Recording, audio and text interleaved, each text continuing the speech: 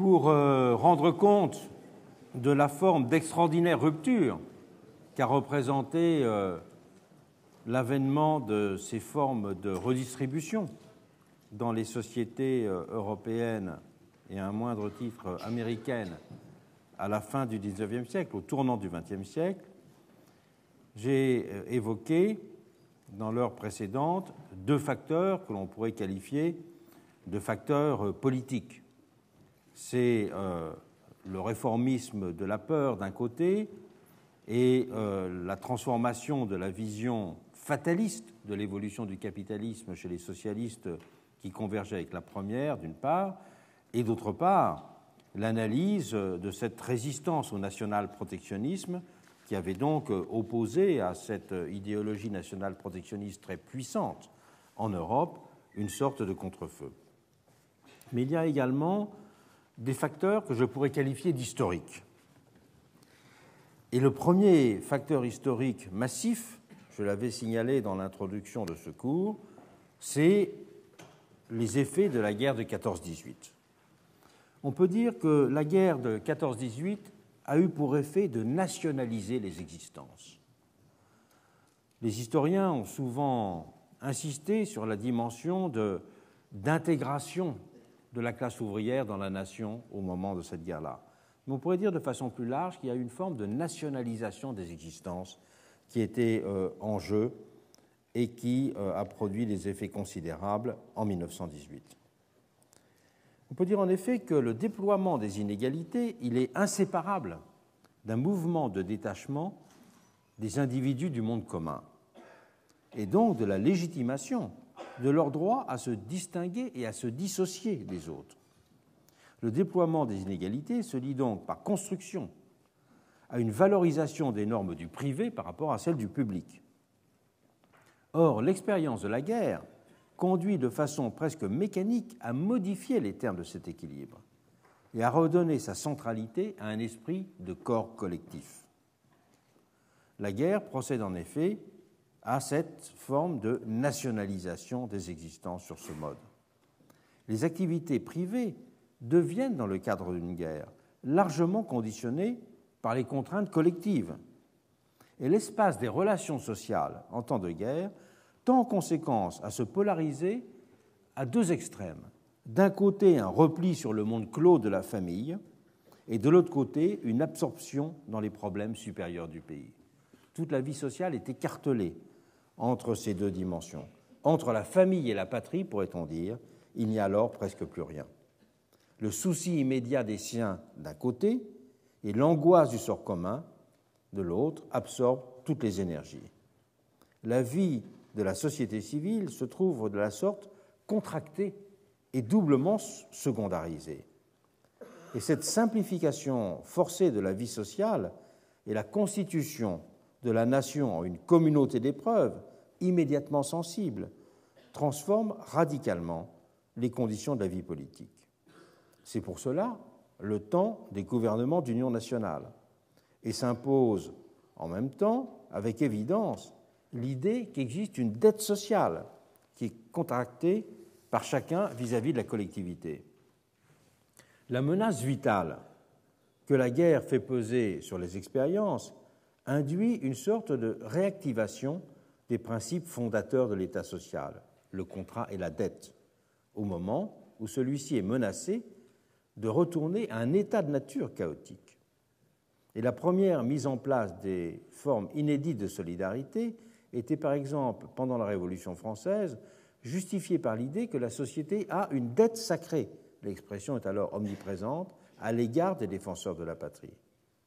Et les premiers balbutiements de l'État-providence avaient trouvé en conséquence leur origine dans ce cadre. C'est en effet pour les parents défenseurs de la patrie qu'ont été constitués, à partir de cette population, qu'était constitué le premier groupe qui a eu des droits collectifs à avoir des allocations tarifées. Et l'État impose, dans ce cas avec évidence, sa dimension de producteur de sûreté face au risque radical. Et les figures du Léviathan et de l'État social se confondent naturellement dans ce cas. Protection des vies et sécurité sociale se superposent dans une même vision de l'État assureur général. La révolution de la redistribution a ainsi pu prendre racine dans ce contexte de la Première Guerre mondiale. Et les millions de morts sur le continent européen, l'expérience des combattants a été extrêmement sensible. C'est l'expérience de ceux qui partagent le sort commun dans la boue des tranchées.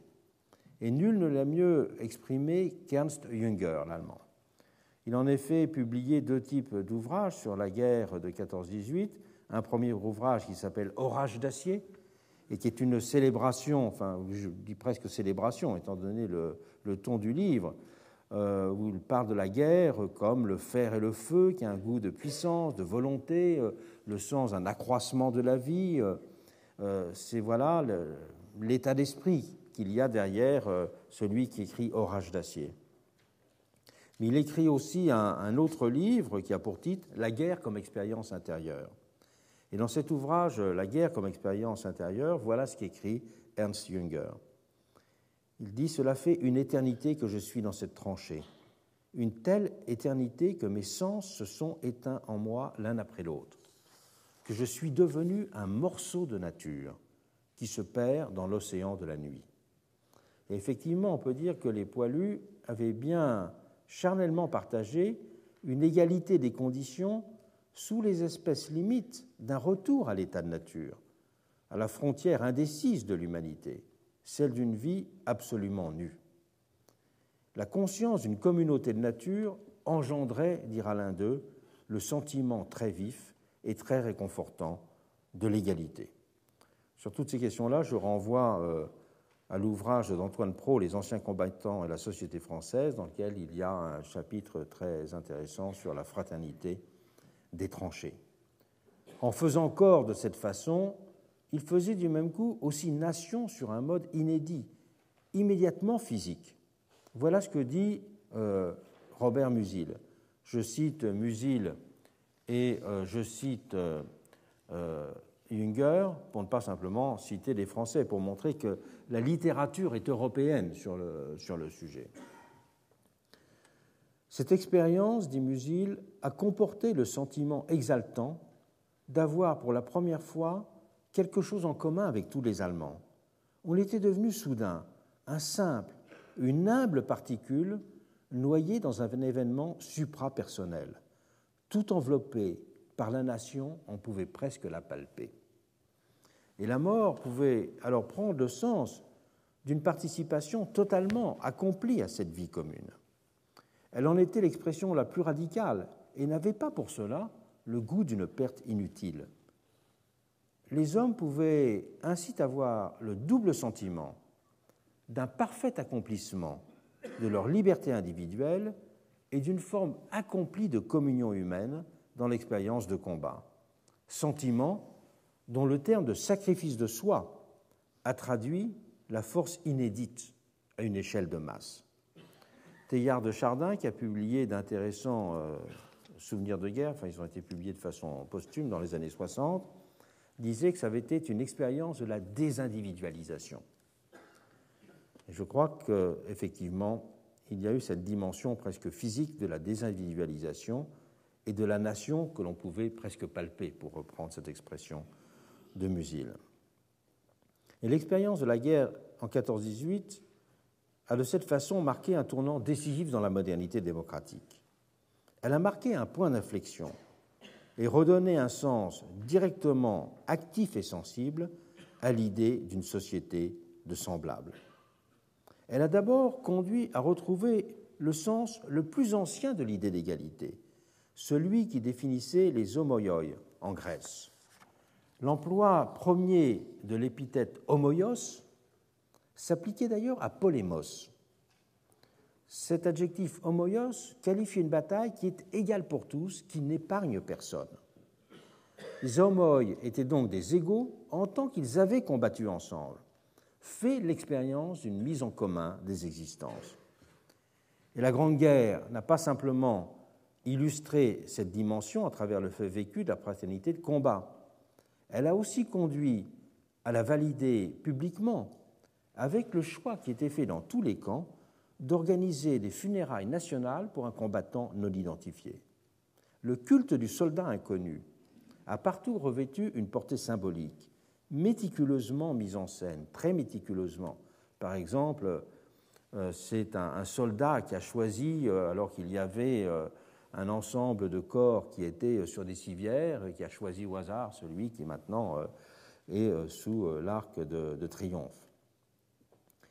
Et ce culte du soldat inconnu, il a témoigné de l'importance que l'on voulait signifier, attacher au plus humble comme représentant adéquat de la totalité. L'anonymat, je reprends une très juste formule de celui qui écrit avec Annette Becker un très beau livre sur la guerre de 14-18, Stéphane Audouin-Rousseau, Retrouver la guerre. L'anonymat, a-t-il expliqué, garantit l'héroïsme de tous et permis le deuil de tous. Mais cet anonymat a aussi exprimé de la façon la plus exemplaire qui soit l'idée d'une radicale égalité, celle d'une valeur strictement équivalente de tous, le plus obscur étant porteur de ce qu'il y avait de plus grand en chacun et la mesure ultime d'une juste appréhension de l'ordre social. L'homme quelconque est de cette façon devenu, en 1918, l'incarnation de l'individu-société. Et cette fraternité de combat et la mémoire du sacrifice des vies enlevées sont certes très complexes à analyser, mais elles n'en ont pas moins préparé les esprits à plus de solidarité dans la vie civile. Et les droits reconnus aux anciens combattants ont plus largement conduit à reconsidérer la légitimité des droits sociaux et des formes de redistribution qu'ils impliquaient. L'idée même de nation s'est également trouvée redéfinie dans l'épreuve. Si la guerre a exacerbé la nation-identité, forgée dans la négation de l'autre, elle a aussi imposé avec évidence la figure de la nation-solidarité, figure qui va permettre de donner à l'impératif d'une plus grande égalité sa légitimité.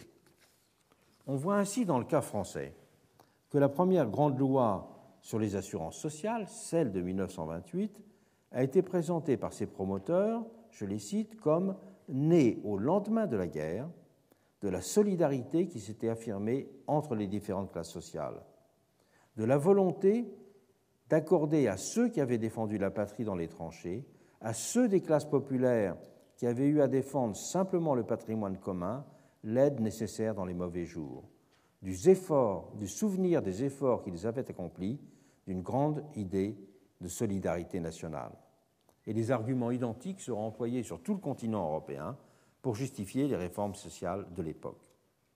L'Amérique elle-même, terre d'élection de la vision individualiste du monde, sortira profondément changée de l'épreuve. Le rapport des Américains à l'impôt et à la redistribution sera ainsi bouleversé par l'engagement dans la Première Guerre mondiale. Le Revenue Act de 1917, qui augmenta très fortement l'impôt sur le revenu pour financer l'effort de guerre, fut ainsi présenté comme un moyen, je cite, pour rendre plus égale la répartition des charges publiques. Au moment du vote de cette loi, on avait significativement parlé d'une nécessaire conscription des revenus ou d'une conscription de la richesse au moment où les jeunes gens étaient des conscrits sur le terrain et s'enrôlaient en masse. Un parlementaire du Texas avait lancé une formule qui est devenue fameuse, que les dollars meurent aussi pour la patrie. Et cet appel au patriotisme fiscal contribua puissamment à légitimer outre-Atlantique l'accroissement du rôle de l'impôt progressif sur le revenu. D'abord conçu comme un instrument de prélèvement, je l'ai dit tout à l'heure, sur les seuls très hauts revenus, ce dernier devint progressivement un instrument fiscal indissociablement universel et redistributeur. Universel car l'impôt finira par être payé en 1944 par les 2/3 des ménages américains, alors qu'il ne touchait avant la guerre que 2% de ceux-ci. Mais formidablement redistributeur également, puisque les taux marginaux, je l'ai dit tout à l'heure, atteignirent en 1942 94%.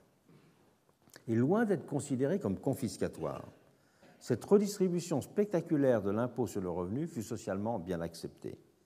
90% des Américains, selon des sondages de l'époque, considéraient en 1944 cet impôt comme juste. et les campagnes de l'administration américaine pour lier impôt sur le revenu et patriotisme contribuèrent alors à créer une culture du paiement de l'impôt et à faire rentrer dans les têtes l'idée que l'impôt était au cœur de la morale sociale. C'est donc bien l'ensemble des démocraties capitalistes qui avaient été amenées à reconsidérer après la guerre les principes et les institutions de justice sur lesquels elles s'étaient précédemment fondées. Il y a un autre facteur historique spécifique qui va s'ajouter en Europe pour précipiter les changements. C'est le retour de la peur des révolutions. Cette peur va jouer un rôle majeur dans l'après-guerre. La Révolution d'octobre a bien évidemment d'abord provoqué un ébranlement décisif, ravivant le vieux retour des insurrections. Le léninisme a en effet redonné consistance au volontarisme politique, conduisant ceux des socialistes qui allaient fonder les modernes partis communistes à ne plus se contenter d'attendre l'arme au pied, la désintégration mécanique du capitalisme dans ses bastions les plus avancés. Et l'Europe de 1919 sera en conséquence le théâtre d'un ensemble d'actions révolutionnaires mues par le nouvel idéal conseilliste venant de l'idée des soviets. Ce sera en Allemagne l'insurrection spartakiste menée par Liebknecht et Rosa Luxembourg. En Hongrie, Béla Kun renversera le gouvernement issu de la révolution bourgeoise et proclamera la République hongroise des conseils. Et se multiplieront partout des grèves massives qui ébranleront sur tout le continent, y compris en Grande-Bretagne, les gouvernements établis. Lors de la conférence de la paix le 25 mars 1919, Lloyd George ouvrira son discours en disant « Toute l'Europe est dans un état d'esprit révolutionnaire. Les travailleurs, poursuit-il, sont profondément insatisfaits des conditions de vie telles qu'elles étaient avant-guerre. Ils sont pleins de colère et d'indignation. L'ensemble de l'ordre existant, social, politique et économique, est mis en question par les masses populaires d'une extrémité de l'Europe à l'autre. » Fin de citation. Le monde du travail avait aussi, d'un autre côté, considérablement accru son poids. Il était devenu massivement organisé. Les effectifs syndicaux avaient partout monté en flèche dans l'immédiate après-guerre. Il y aura ainsi en Grande-Bretagne 8,5 millions de syndiqués en 1918 contre 4 millions avant-guerre. Les effectifs seront multipliés par 3 en Allemagne et par 4 en France, où il est vrai, ils partaient de beaucoup plus bas, puisqu'ils passeront de 400 000 à 1,6 million. Il fallait donc aussi compter avec cette puissance devenue incontournable.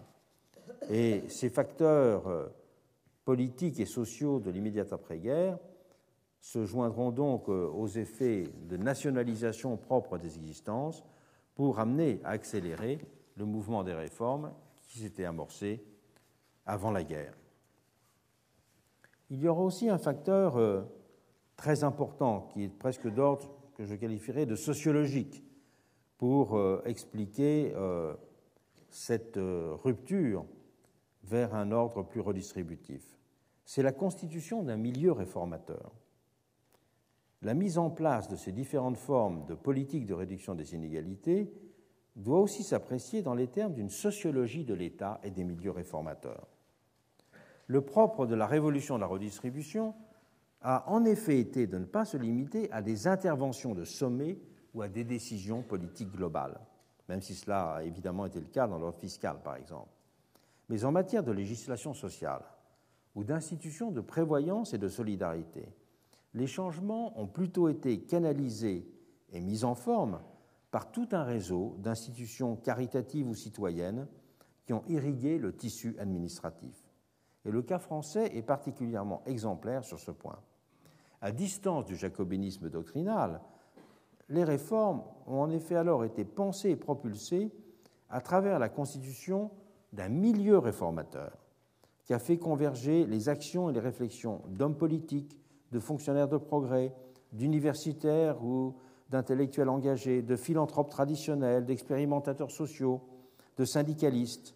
Se sont aussi mêlés dans ce cas des sensibilités politiques et spirituelles très diverses, convergeant dans leurs efforts pratiques sur la base d'un certain nombre de projets extrêmement précis.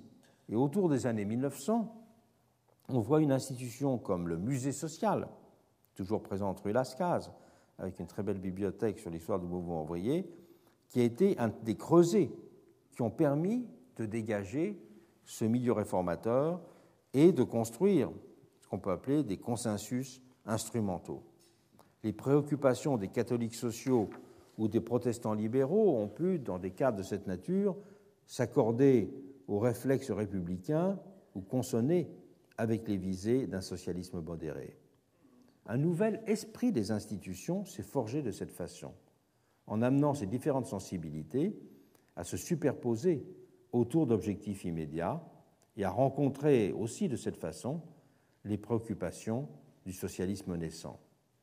À l'écart de toute rigueur idéologique, c'est ainsi une forme de culture sociale réformatrice qui s'est peu à peu constituée dans une commune prise de distance avec le caractère doctrinaire du libéralisme conservateur.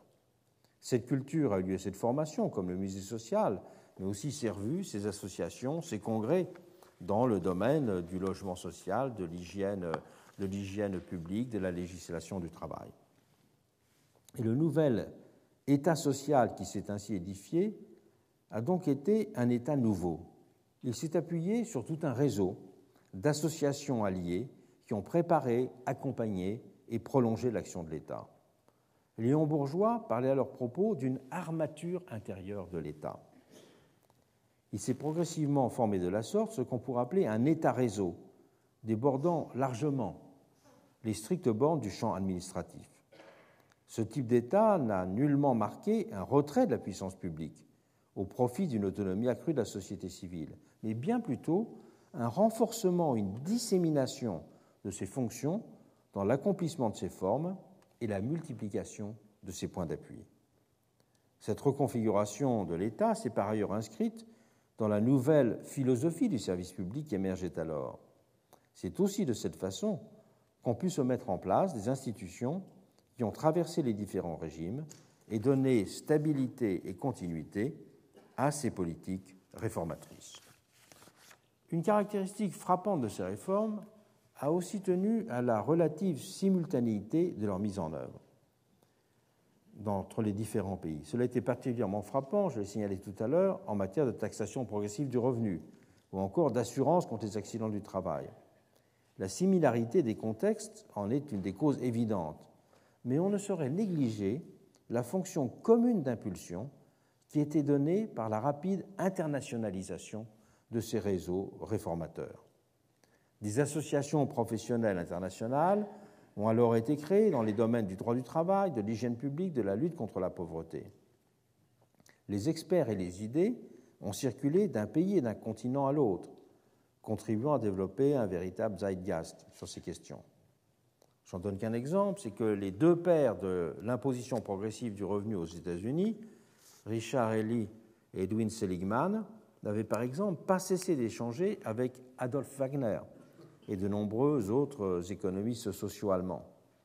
Ce n'est donc pas seulement les grands auteurs qu'il faut considérer pour comprendre le mouvement des idées en matière de réduction des inégalités pendant cette période. Il faut aussi s'intéresser aux rapports de congrès, aux essais d'hommes politiques, aux brochures syndicales pour le saisir. Solidarité de Léon Bourgeois a par exemple joué un rôle beaucoup plus important que l'ouvrage de Durkheim, la division du travail social, alors même qu'évidemment c'est un ouvrage beaucoup plus important intellectuellement. Considérer ces facteurs historiques qui ont contribué notablement à consolider et à accélérer le changement après 1918 ne doit pas nous distraire de la considération d'un autre point de vue. C'est après la guerre de 14-18, s'il y a eu un choc ouvrant de nouveaux possibles en matière de solidarité, la guerre a aussi nourri, à l'inverse, de terribles régressions.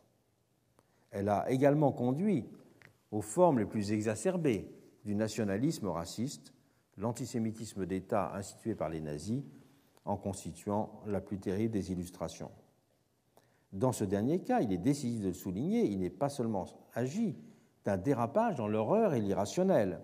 C'est au nom d'une conception pervertie, mais précisément théorisée de l'égalité, que le régime national-socialiste a légitimé son action. Les concepts clés qui qui ont uni leur philosophie politique et leur théorie sociale ont été ceux d'identité et d'homogénéité.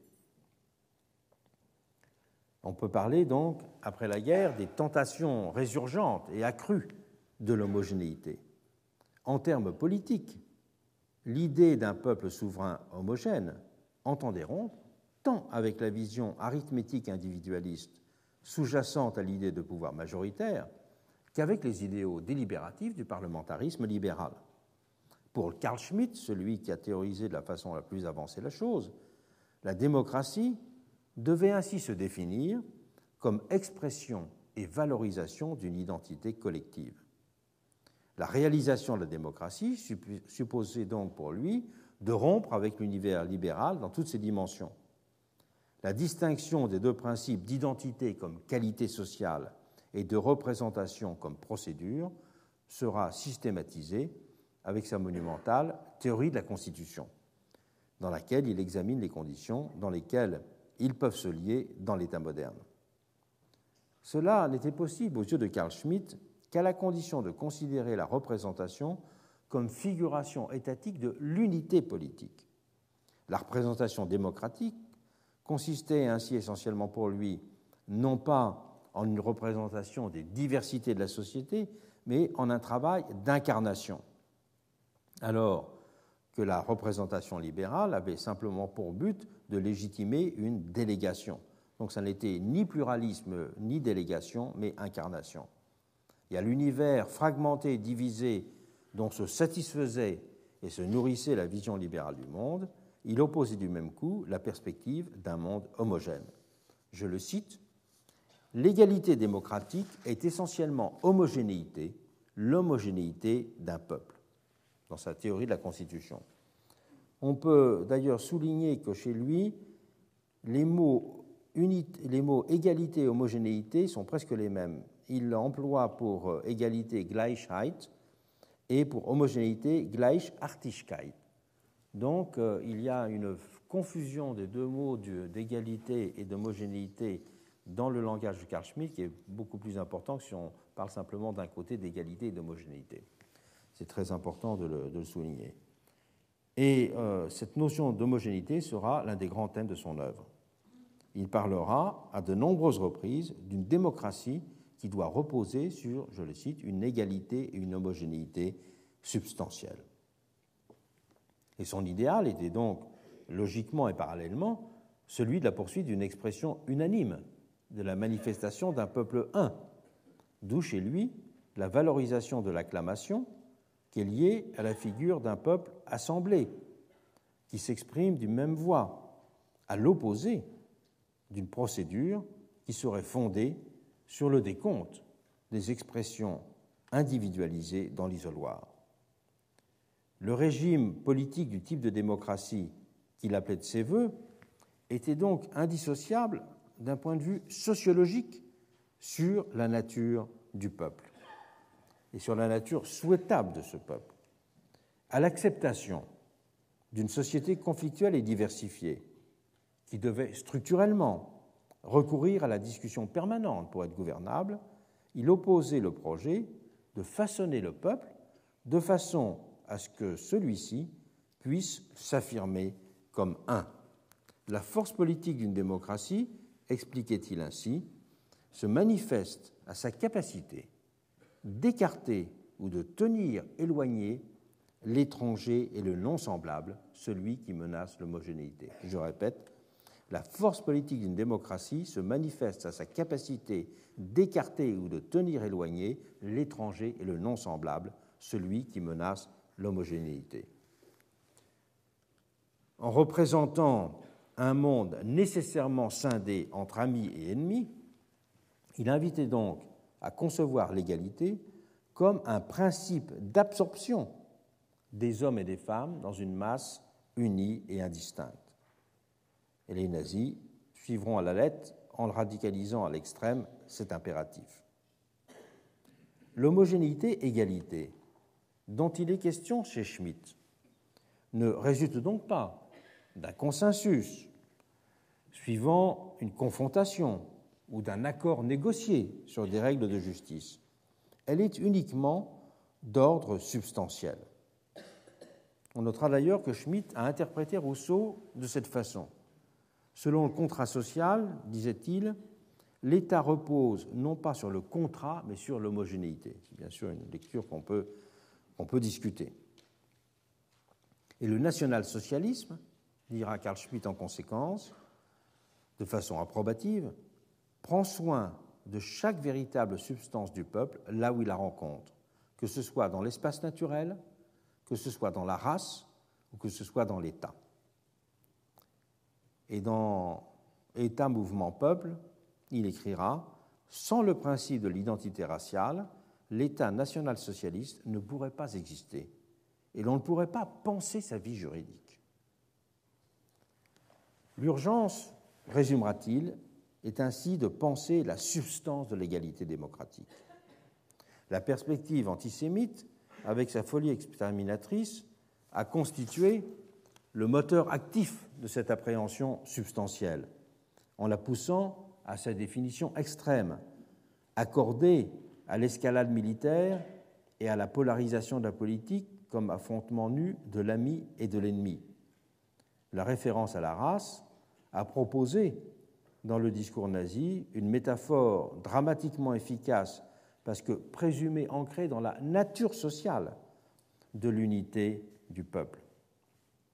Elle a ainsi substitué l'idée d'homogénéité naturelle à celle d'égalité naturelle, faisant du même coup d'une expulsion d'une partie des hommes hors de l'humanité la condition de production de l'égalité, alors qu'au contraire, la vision démocratique de l'égalité avait consisté à inclure dans une même humanité ceux qui en étaient exclus. Donc l'idée d'homogénéité naturelle par rapport à celle d'égalité naturelle amène à considérer de façon radicalement différente le principe de similarité. Dans un cas, le principe de similarité est un principe extensif dans la vision démocratique, et puis là, le principe de similarité est au contraire un principe régressif. Et le basculement du social dans le racial, qui d'une certaine façon couvait depuis la fin du XIXe siècle, et il avait déjà trouvé dans les représentations de l'ennemi en 14-18 sa première application. Je vous conseille de regarder un ouvrage qui vient de paraître, qui s'appelle « L'odeur de l'ennemi, 1914-1918 », et qui montre comment, dans le discours allemand et dans le discours anglais, on a qualifié l'ennemi comme étant non simplement d'une espèce humaine différente, mais même il y a eu toute une théorie qui était faite par un certain nombre de personnes qu'on n'ose pas appeler des experts ou des savants, et selon lesquels il y avait des odeurs spécifiques de l'allemand. Et donc, c'était véritablement une race que l'on pouvait sentir. Et je vous conseille de regarder ce livre. Donc, il y avait quelque chose qui couvait déjà depuis le XIXe siècle, c'était cette tentation d'une substantialisation de l'égalité. Substantialisation à travers cette vision justement d'une identité négative, de rejet. Mais bien sûr, c'est avec le nazisme qu'elle prendra son ampleur la plus forte et la plus radicale. Et si le national-socialisme a mis l'idée d'homogénéité au cœur de sa philosophie politique et sociale, on l'a retrouvé aussi, cette idée d'homogénéité, mais sur un tout autre mode, valorisé dans le monde communiste. La vision communiste de la démocratie a en effet également participé d'une approche essentialiste du politique, radicalement critique de la démocratie formelle ou du fétichisme démocratique. Dans le monde communiste, le suffrage universel a ainsi longtemps été tenu en suspicion, accusé de dissimuler les divisions sociales de classe derrière l'égalité apparente des bulletins de vote. À la volonté générale issue des urnes a été opposée, de la sorte, une autre conception réelle, cette fois-ci de la démocratie, mesurée à l'aune sociale de la nature de classe du pouvoir. Dans cette optique, seul pouvait être qualifié de démocratique un système qui satisfaisait les intérêts, entre guillemets, de l'immense majorité, c'est-à-dire ceux de la classe ouvrière. La démocratie, en d'autres termes, était appréhendée comme un concept social avant d'être un concept constitutionnel. Et un double présupposé sociologique sous-tendait cette conception. Le premier était que la classe ouvrière et ses alliés qui formaient le peuple constituaient une écrasante majorité, alors que la bourgeoisie n'était composée que d'une mince couche d'exploiteurs, ces derniers ne réussissant à maintenir leur domination contre nature que par la force ou par les artifices d'une fiction politique dissimulant les oppositions radicales d'intérêts derrière le présupposé d'une communauté politique en elle-même consistante. Mais le second présupposé, celui qui nous intéresse directement ici, est que ce peuple était vu comme essentiellement uni, formant un groupe homogène. La cohérence du peuple est en effet ce qui fonde l'évidence de ses intérêts et de sa volonté. La volonté, dans ce cas général, ne résulte pas d'une arithmétique des préférences et des opinions, prétendument exprimées de façon libre dans la procédure électorale. Elle était volonté d'une communauté unie et cohérente. Aux antipodes de la vision libérale classique qui concevait la société comme un entrelac complexe de positions et d'intérêts également légitimes, la perspective communiste était celle d'une approche communautariste du social. Et la continuité sur ce point est totale entre le premier communiste des années 1840 et celui du XXe siècle. Un grand théoricien marxiste du début du XXe siècle, je cite Max Adler, avait été jusqu'à écrire que sur cette base que dans le sens rigoureux du terme, un peuple n'existe même pas dans un État capitaliste. Il voulait dire par là que, je le cite à nouveau, que la condition fondamentale sans laquelle l'autodétermination d'un peuple est impossible, c'est celle d'un peuple homogène. Cette vision communiste de l'homogénéité, on le voit, est fort différente de celle du national-socialisme, car elle ne renvoie nullement, et la différence est de taille, à l'idée d'une exclusion instituante. Elle s'apparente davantage à une modalité de l'appartenance sociale. L'égalité est dans ce cas une qualité du corps social. L'individu peuple auquel elle fait référence est l'égal de ses concitoyens à ce titre, avec la nouvelle forme d'abstraction démocratique qui peut découler de cette égalité d'identification au collectif. Et si ces deux idéologies ennemies du XXe siècle ont voulu s'affirmer comme des tentatives de dépassement de la démocratie libérale, elles peuvent ainsi être également resituées dans une histoire longue des pathologies de l'égalité, puisqu'elles ont repris d'une façon ou d'une autre les premiers balbutiements de ces pathologies de la similarité et de l'identité que nous avions déjà considérées au XIXe siècle. Donc, on peut dire que l'Europe de l'entre-deux-guerres, elle n'a pas simplement expérimenté les bénéfices de la guerre de 14 au sens d'un renforcement du sentiment collectif, de la propension à la solidarité, mais elle a également provoqué le développement d'un retour à ces formes de vision de l'égalité fondées sur des idées d'homogénéité et sur des idées d'identité. Et c'est pour cela que l'on peut dire que c'est simplement après 1945 qu'un point d'orgue pourra être considéré comme étant définitivement acquis. C'est celui d'une véritable consécration de l'égalité et redistribution. Car s'il y avait une volonté de redistribution évidente dans le monde communiste, partiellement réalisée, dans le monde national-socialiste, cette égalité, elle était une exacerbation de l'exclusion d'une partie de la population.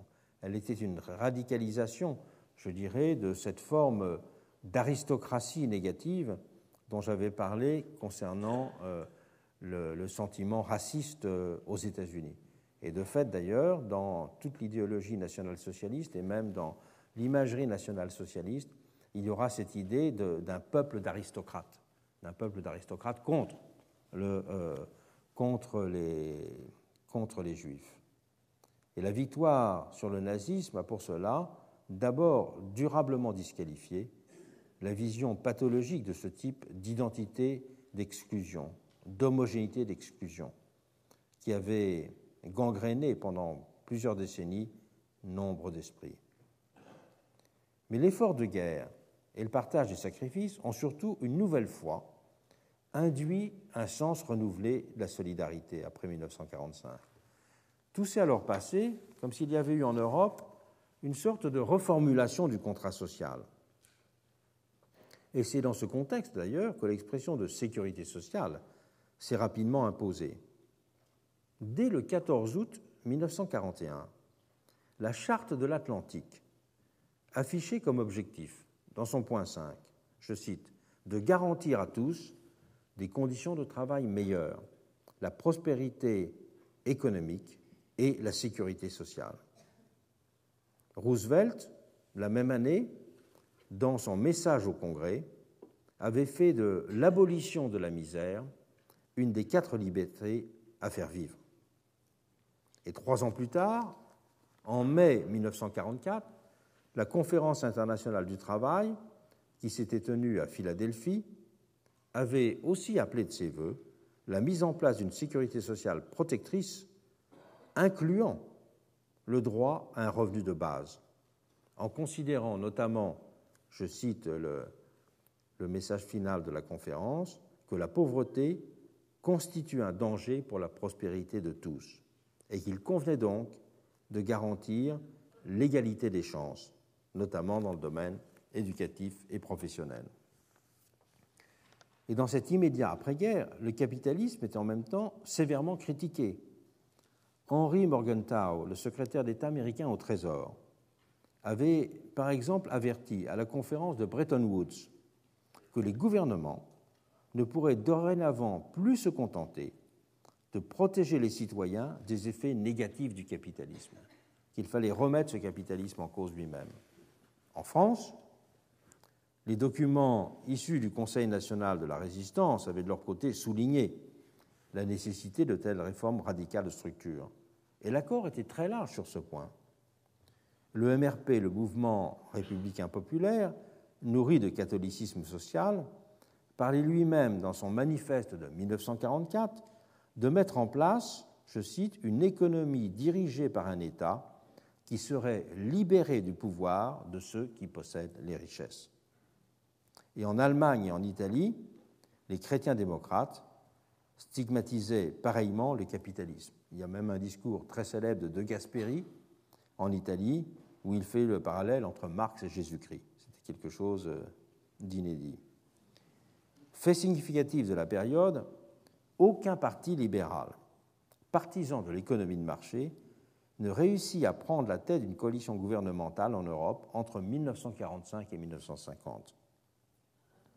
Et les réformes de l'immédiate après-guerre seront bien imprégnées de cet esprit.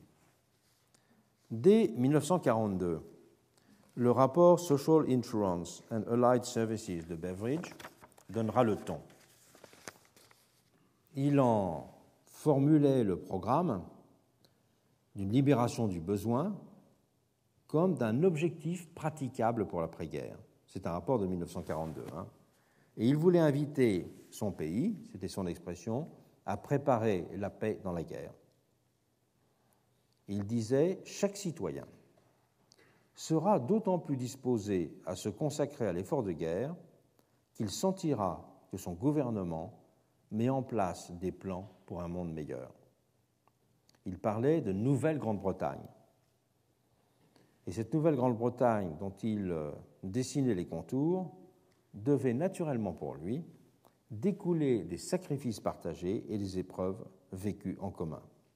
Sur le fond, protection contre les risques sociaux et redistribution des revenus étaient appréhendés chez lui comme les 2 volets complémentaires des politiques à mener.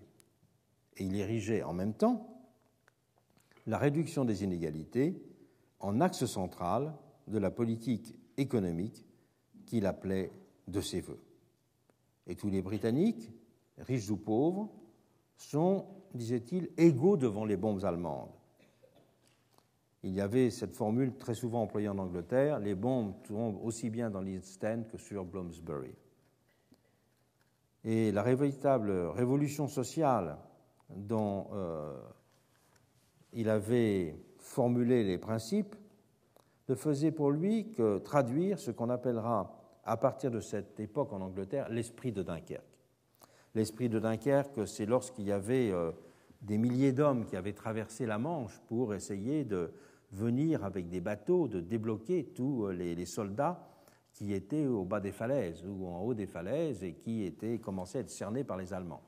Et donc, comme vous le savez, il y a eu plus de 300 000 soldats britanniques qui étaient coincés à ce moment-là sur les plages, et il y avait des centaines de milliers, voire même 800 000 soldats français qui étaient dans la région aussi. Et on a appelé esprit de Dunkerque, justement, cette espèce d'esprit d'héroïsme où les gens ont pris des risques très grands, il y a eu beaucoup de morts, bien sûr, pour aller récupérer ces soldats qui étaient coincés par les armées allemandes. Et on parle toujours, en anglais, c'est très... Vous regardez dans les discours politiques, même récemment, j'en lisais ça dans un journal, on reparle de l'esprit de Dunkerque. On appelle l'esprit de Dunkerque en anglais, c'est justement l'esprit de solidarité, l'esprit de sacrifice. Et l'expression qui avait été fameuse à l'époque, donc, a irrigué en quelque sorte toute une vision de la solidarité en Angleterre. Et les choses seront appréhendées dans des termes très voisins en France. Le rapporteur du projet d'institution d'un système de sécurité sociale avait ainsi parlé, je le cite, d'une contrepartie nécessaire du courage et de l'abnégation du peuple travailleur dans sa lutte contre l'occupant. Et l'esprit de fraternité de la résistance devait se traduire par une redistribution du travail national destinée à prélever sur le revenu des individus favorisés les sommes nécessaires pour compléter les ressources des travailleurs ou des familles défavorisées. Le socialiste Albert Gazier, qui a été un des rapporteurs, disait « La classe ouvrière dans tous les pays libres a fourni dans cette guerre un effort considérable. Elle a participé de tous ses efforts à la production de guerre. Elle a manifesté sur les champs de bataille un esprit complet de sacrifice. Elle a montré son héroïsme dans les combats obscurs des pays occupés. Et pendant la guerre, à d'innombrables reprises, des promesses solennelles lui ont été faites. Il est temps de les tenir. » Les Français n'avaient pas le sentiment de faire œuvre originale en parlant de cette révolution nécessaire. Et Alexandre Parodi, qui était le ministre du Travail de l'immédiate après-guerre, soulignait en présentant le projet du gouvernement provisoire de général de Gaulle qu'il ne faisait que suivre un mouvement général. Il disait « Tous les pays du monde, dans l'élan de fraternité et de rapprochement des classes qui marque la fin de la guerre, s'efforcent d'instituer au profit des travailleurs et même parfois de l'ensemble de leur population un système de sécurité sociale. » On peut dire aussi qu'en 1918, comme en 1945, dans les deux cas, il y a eu une même peur des révolutions qui fera aussi son œuvre. Je l'ai signalé tout à l'heure pour la peur des révolutions en 1918, mais elle existait aussi en 1945. Cependant, le sentiment aigu qu'il fallait honorer une dette sociale contractée dans les épreuves communes n'en constitua pas moins le ressort essentiel de la révolution de la redistribution qui s'est alors opérée dans les pays démocratiques, en Europe au premier chef. C'est en Grande-Bretagne que la prolongation de l'éthos égalitaire du temps de guerre fut la plus durable. Les travaillistes au pouvoir de 1945 à 1951, sous la houlette de Clement Attlee, s'étaient identifiés à cette ambition. Et les taux très élevés du prélèvement fiscal tels qu'ils avaient été établis en 1941 et 1942 furent maintenus. Politique qui d'ailleurs était en partie facilitée par l'établissement à ce moment-là, à la fin de la guerre, d'un prélèvement à la source pour l'imposition du revenu. Et les réformes introduites par le plan Beveridge, que ce soit pour le chômage ou que ce soit pour l'assurance sociale, avaient introduit un changement radical dans la condition ouvrière.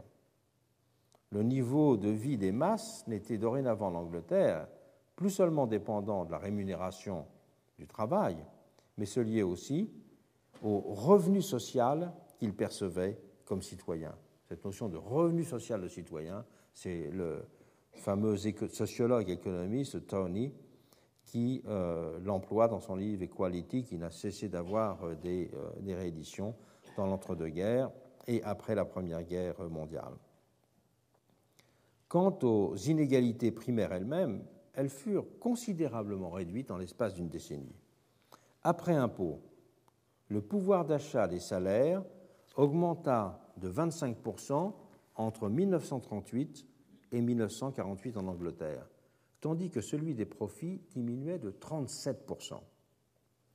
Sur la même période, le prélèvement fiscal moyen sur les revenus supérieurs à 10 000 livres, cela concernait 8 000 personnes, passa de 43 à 76%. Je dis bien le prélèvement fiscal moyen, c'est-à-dire non pas le taux marginal supérieur était beaucoup plus élevé, le taux moyen, 76%. Il n'y avait du même coup, en Grande-Bretagne, que 70 personnes, 70, qui disposaient en 1948 d'un revenu personnel supérieur après impôt à 6 000 livres, alors qu'il y avait 7 000 personnes auparavant, juste avant la guerre, en 1938, qui disposaient de ce même revenu. Donc, c'est-à-dire une contraction extraordinairement brutale de l'écart des revenus en Angleterre pendant cette période. Il y a eu une contraction également extrêmement brutale des patrimoines qui a été liée tout simplement au développement de la fiscalité foncière et au développement de la fiscalité sur les successions. Les premiers éléments de mise en place de cette fiscalité sur la succession avaient été développés au moment de Lloyd George, et c'est un tournant significatif parce qu'on voit à ce moment-là de très nombreuses grandes familles commencer à vendre les Rembrandt de leur château, et ce sont à ce moment-là les riches Américains qui ont commencé à acheter les collections de tableaux qu'il y avait dans les châteaux anglais pour que ceux-ci puissent payer les impôts et puis l'entretien devenu trop lourd de leur château pour eux. Donc on peut dire qu'une grande partie du patrimoine anglais est passée à ce moment-là sur les murs des musées américains et des grands magnats américains. Et ces taux avaient été maintenus, et on peut dire que d'une certaine façon, ces inégalités primaires, c'était tout de même considérablement réduit. Une évolution similaire s'est produite pendant cette même période dans les pays scandinaves, et quoique moins marquée en France et en Allemagne. Dans tous les cas, l'impôt est devenu pendant cette période l'instrument déterminant des politiques économiques et sociales.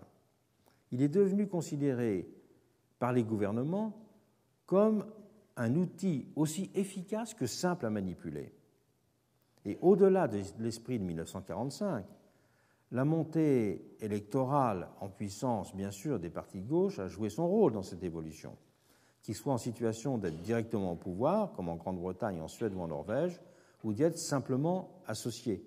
Car conjointement avec les syndicats, ils seront dans tous les cas, au minimum, capables d'exercer une forte pression sur les gouvernants dans les 30 années qui suivront la guerre. Et ce changement social par l'impôt et l'État redistributeur, c'est là la question essentielle, ne s'est évidemment pas séparé pendant toutes ces années du fort taux de croissance sur le continent européen. Une croissance moyenne de 5 à 6% par an pendant ce qu'on a appelé les 30 glorieuses, alors que la croissance américaine était 2 fois plus faible, ne l'oublions pas, pendant toute cette période-là. D'où la théorie des taux de croissance de rattrapage. Les 30 glorieuses ne sont pas simplement une période économique exceptionnelle, c'est une période pendant laquelle il y a récupération, je dirais, de tout le déficit de croissance qui était possible, et c'est de la même façon que les économistes aujourd'hui analysent la croissance en Chine, en Inde et dans tous les autres pays. Ce sont des taux de croissance de rattrapage, mais ce ne sont pas des taux de croissance naturels des économies. Les taux de croissance naturels des économies sont des taux à 2-3%, et justement considérer que l'Amérique avait atteint son taux de croissance naturel, disons, après la Deuxième Guerre mondiale, alors que l'Europe, partout, on parlait de miracle italien, par exemple, également, était dans une période de taux de croissance de rattrapage.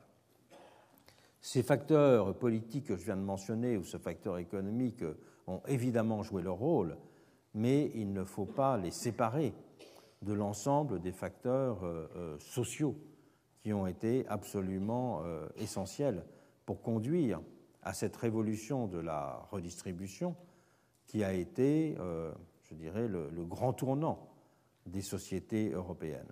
La grande transformation, aurait dit Karl Polanyi, mais d'un point de vue social, on peut dire que c'était le grand tournant. Et nous verrons la semaine prochaine comment ce grand tournant n'a pas simplement procédé d'un certain nombre de raisons historiques, d'un certain nombre de raisons politiques, mais comment il s'est appuyé aussi en profondeur sur tout un ensemble de transformations d'ordre moral et intellectuel. À la semaine prochaine.